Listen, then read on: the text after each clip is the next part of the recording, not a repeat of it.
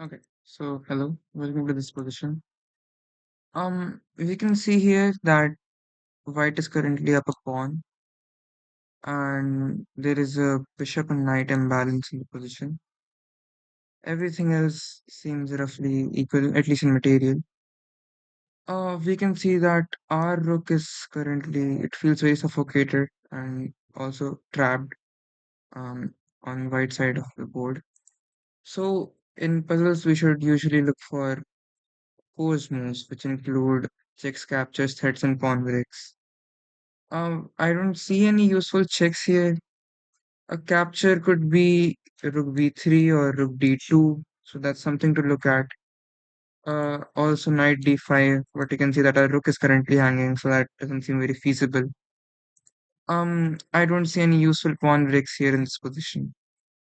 So we can see that our rook is kind of suffocated over on b2. So it's kind of a desperado.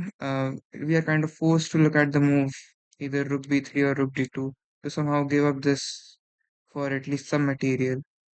We should be able to calculate that rook b3 doesn't actually do much, as black white will just be able to take something like a b3, then it only opens this.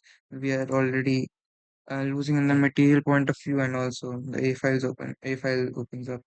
So we should be able to spot that rook d2 really feels like the only move that can be played here. And we should be able to calculate that after rook d2, king d2, or bishop d2, we have c4, which attacks this queen and this bishop simultaneously.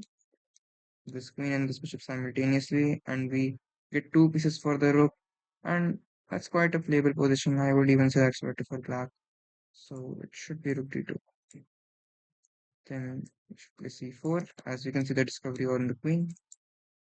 Then we can stay.